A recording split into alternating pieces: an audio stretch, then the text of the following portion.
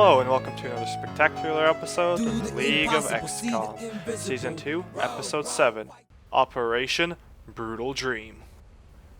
The aliens have been gracious enough to land us a UFO, so we've sent the Sky Ranger to pick it for parts. I start this mission off by moving Alistar into a position where he can throw a battle scanner and hopefully find some enemies. But we're not going to need the battle scanner, as the first move reveals 3 sectoids.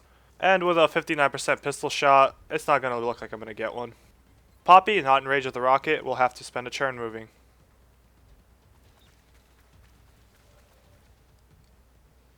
Trundle will be taking the left flank. But with poor aim, he's only going to have a 6% shot with double fire and 23% shot with single fire. This is the one case where double shot actually isn't that good. But that's only a very specific case because he only has 63 aim, which is below a rookie. And I move the rest of the team up into cover. I have Alistair take a pistol shot, and he deals 3 damage to a sectoid. Because I know on next turn one of the sectoids is very likely to mind meld, if I suppress one, only one of them is going to have a good chance of hitting. And just like we thought, one sectoid mind melds another. And with him being suppressed, that's going to make it very hard for him to hit.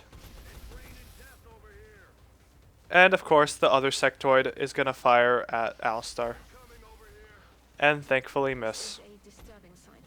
But the party's not over yet, as 3 floaters fly into my view. And take cover behind the log. But we know where this is going. It happened in the last episode, it's going to happen this episode. Poppy fires rocket, takes out all 3 floaters and 2 sectoids. With 1 sectoid left, I know just the man for the job. Alistar, though weak early on, has really come into his own the last episode, as he seems to nail every alien possible. And, just like Mario and Luigi, it's a quick high five around as Poppy and Alistar tag team another group of aliens. I spend the next couple of turns planning and plotting into how to breach the spacecraft best. I want to blow a hole into it and just kind of rush in, so that's what I'm setting up for the next 3 to 4 turns. But as you can see later on, it doesn't play out how I want to, and although unfortunate, it's just the way the game works. Originally I thought you could blow the top of a UFO spacecraft, but in fact you can't. And as you can see, I completely failed.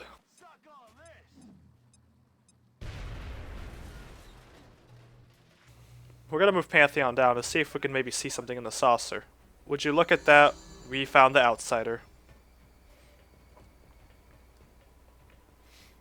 Moments like this are why assaults shine. They're able to run in and deal quick death. So it's a quick run and gun for Trundle, and a quick double tap to take down the alien. With that taken care of, I think there's about 10 aliens, and I've taken out 7, so there's another group of sectoids, or maybe floaters, somewhere around. So I'm gonna cautiously move around as I try to find the last group. I have Alistar because he moved through a battle scanner, and wouldn't you know it, there's the 3 sectoids. This is why sometimes battle scanner is just amazing, and because we know where they are, we can set up a very good flank and approach. I set up the next few turns setting up Poppy, Alistar, and the rookies to get to good position to engage the aliens. I leave Trundle inside the spacecraft as he can just run out and kill whichever one lives, and I can always suppress one. So if I get one with Alistar, I can suppress another, and Trundle can just pick off another one with run and gun in a couple turns. And that's my general plan for this last group of sectoids.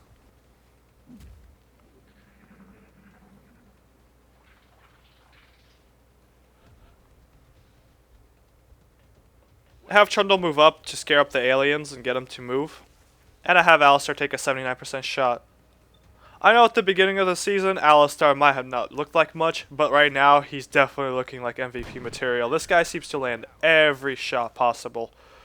I have Trundle double tap the alien, but all he manages to do is blow up his own cover. That means instead of having full cover, he has no cover because he shot the UFO instead of the alien.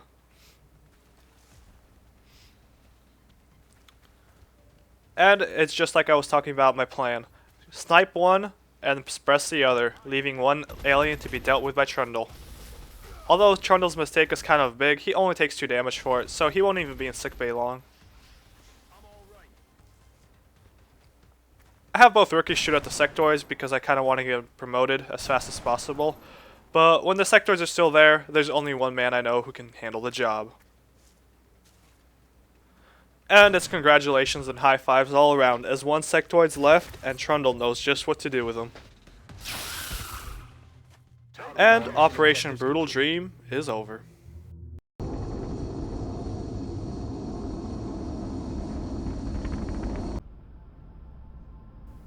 Although I don't hate Executioner, I've never had really an opportunity to pick it. I always feel like Opportunist is very good because you're at a minus 20 aim penalty when you shoot on Overwatch, and an Opportunist just allows you to bypass that. Also allows you to crit, making your Overwatch shots actually more deadlier than your regular shots, because if they trigger Overwatch, they're out of cover.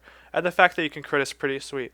While Opportunist is nice, the 10% aim is good, it just doesn't hold up to an Overwatch shot that will basically always hit with 100% accuracy. And one of our rookies, a Mumu, has been promoted to support, which is kind of nice because we're missing one. And we strip the saucer for parts. This time, I remember to transfer a jet to the right area, and a quick look shows that I won't have any satellites to launch this month. With that, we're going back to the globe to find a new mission. Our new abduction missions take us to France, Mexico, and Argentina.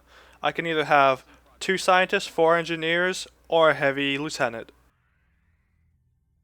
Although going to Mexico is probably the best idea because of where my panic is at this level, I really don't feel like the 2 scientists are really, valuable. And I feel comfortable with my engineer numbers, and I have taken quite a bit of casualties, so I think I'm just going to go with the heavy. Although I don't really like running with 2 heavies, it'll be nice to just have a person to swap out, and a second rocket launcher doesn't always hurt, as well as a second suppress. So with that, we're going to go to Argentina to pick up a heavy lieutenant. Join us next time on Operation Driving Priest, as we find the sectoid's Pope. As always, please like and subscribe if you enjoyed the video, and if you didn't, please let me know in the comments, which I know for a fact none of you do.